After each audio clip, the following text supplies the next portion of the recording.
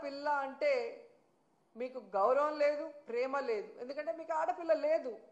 So ఆడవాళ్ళకి ఇచ్చిన వాగ్దానాల్ని నెరవేర్చాలన్న చిత్తశుద్ధి మీకు లేదు. ఆడవాళ్ళకి రక్షణ కల్పించాలన్న చిత్తశుద్ధి మీకు లేదు. ఆడవాళ్ళని అభివృద్ధిలోకి తీసుకురావాలన్న చిత్తశుద్ధి మీకు లేకపోవడం అనేది ఈ రాష్ట్రంలో ఉన్న మహిళలకి దురదృష్టంగా మారిందని కూడా ఈ సందర్భంగా తెలియజేసుకుంటున్నా. ఎందుకంటే ఈరోజు ఏదో గొప్పగా మహిళలంతా తిరగబడతారనుకొని తెలుసుకున్నాడేమో కానీ మహిళా దినోత్సవం సందర్భంగా ఆయన ఒక యాప్ని ప్రవేశపెట్టబోతున్నాడు అని తెలిసింది. దాని పేరు శక్తి యాప్. మహిళా భద్రత కోసం అంట. సంతోషం, కనీసం నీకు కొత్త ఆలోచన రాకపోయినా జగన్మోహన్ రెడ్డి గారి ఆలోచనని కాపీ కొట్టి ఈరోజు పేరు మార్చైనా పెడుతున్నందుకు సంతోషం. కానీ పేరుతో సరిదిద్దద్దండి, దాన్ని సక్రమంగా ఇంప్లిమెంట్ చేసి మహిళా పోలీస్ స్టేషన్లని దిశ యాప్ ఉపయోగించి అలాగే మహిళా పోలీసులు ఉపయోగించి మహిళల్ని రక్షించే విధంగా ముందుకు వెళ్ళండి. అలాగే మీరు ఏదైతే యాప్ని ఈరోజు ఇంట్రడ్యూస్ చేస్తున్నారో కేంద్రంలో రాష్ట్రంలో మీ ప్రభుత్వమే అధికారంలో ఉంది కాబట్టి దానికి చట్టబద్ధత కల్పించండి. అప్పుడే మహిళలకి పరిపూర్ణమైన భద్రత కలుగుతుందని కూడా చంద్రబాబు నాయుడుకి సూచిస్తున్నాం.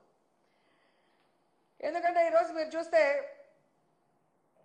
ఇంతవరకు జరిగిన ఏ క్యాబినెట్లో కూడా చంద్రబాబు నాయుడు గారు లేదా ఆయన యొక్క క్యాబినెట్ మహిళా భద్రత గురించి ఏ రోజు కూడా చర్చించలేదు.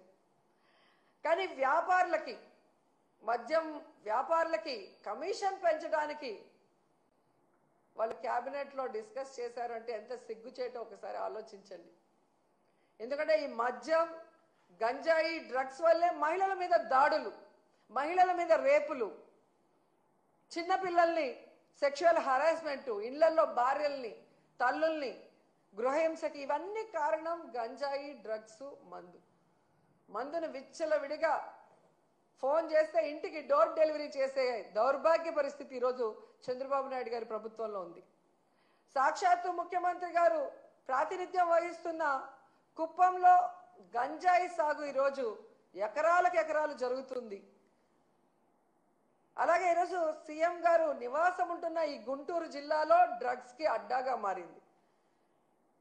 ఇక హోంమంత్రి అనిత ఇన్ఛార్జిగా ఉన్న వైజాగ్ లో ఆ చుట్టుపక్కల గంజాయి సాగు ఎలా తాగుతుంది, డ్రగ్స్ కి అడ్డాగా ఎలా మారుతుంది అనేది తెలుసుకోవాలి, సిగ్గుపడాలి, వాటిని అరికట్టాలి. ఎందుకంటే వీటి వల్లే మహిళలకి భద్రత లేకుండా పోతుంది. ఫస్ట్ వీటిని అరికట్టగలిగితే మీరు మహిళలకి ఎంతో మేలు చేసిన వాళ్ళు అవుతారు. ఆ తర్వాత దిశ యాప్, దిశ పోలీస్ స్టేషన్ల ద్వారా మీకు ఇన్ఫార్మ్ వచ్చిన వెంటనే కనుక రియాక్ట్ అయితే జగనన్న ప్రభుత్వంలో లాగా మహిళలు గుండెల మీద చేసుకొని ప్రశాంతంగా ధైర్యంగా ఉండగలరని కూడా ఈ సందర్భంగా తెలియజేసుకుంటున్నాను. ముఖ్యంగా మహిళా దినోత్సవ సందర్భంగా డిప్యూటీ సీఎం పవన్ కళ్యాణ్ గారిని ఒక 2 క్వశ్చన్లు అడగాలనుకుంటున్నాను. పవన్ కళ్యాణ్ గారు గత 5 సంవత్సరాలు ఊగిపోయి అరుస్తూ మహిళల కోసం ఎంత మాట్లాడారో మనం చూసాం.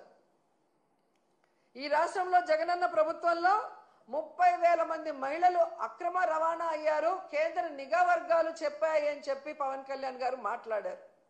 మరి ఈరోజు మీరు అధికారంలోకి వచ్చారు కదా, ఆ 30,000 మంది ఎక్కడున్నారో కేంద్ర నిఘా వర్గాలు మీకు చెప్పలేదా? వాళ్ళని ఇంటికి తీసుకొచ్చి వదిలిపెట్టడానికి మీ ప్రభుత్వం ఏం ప్రణాళికలు చేపట్టిందో ఇంతవరకు ఏ రోజు డిస్కషన్ చేయలేదే. అంటే నీ రాజకీయం కోసం ఆడబిడ్డలను ఉపయోగించి అబద్ధపు ప్రచారం చేస్తూ జగనన్న మీద విషం చిమ్మాలనుకోవటం ఈ రాష్ట్రంలో ఉన్న మహిళలందరూ కూడా గుర్తిస్తున్నారని కూడా ఈ సందర్భంగా తెలియజేసుకుంటున్నారు. ఎందుకంటే మీరు ఒక మహిళా ద్రోహి. మీ రాజకీయ లబ్ధి కోసం మహిళల పేర్లు లేదా ఇలాంటి ఇష్యూస్ వాడుకుంటున్నారే తప్ప అధికారంలోకి వచ్చాక వాళ్ళకి మంచి చేయాలి, న్యాయం చేయాలి అన్న విషయంలో మీకు చిత్తశుద్ధి లేదనేది సుగాలి ప్రీతి విషయం కూడా తీసుకుంటే అర్థమైపోతుంది. చంద్రబాబు నాయుడు ప్రభుత్వంలో 2017లో జరిగిన ఇష్యూని అప్పుడు సైలెంట్ గా ఉండి జగనన్న ప్రభుత్వంలో జరిగినట్టుగా ఎలా 5 సంవత్సరాలు ఆ ఒక్క విషయమే పట్టుకొని ఊగులాడారో మేము చూసాం. మరి అదే సుగాలి ప్రీతి వాళ్ళ అమ్మ జనసేన సభ్యత్వం తీసుకుంది, మీ పార్టీలో ఉంది, మీరు అధికారంలోకి వచ్చి కూటమి ప్రభుత్వం 10 నెలలు అవుతుంది. మరి ఎందుకు సుగాలి ప్రీతి వాళ్ళ అమ్మకి నువ్వు అపాయింట్మెంట్ ఇవ్వట్లేదు?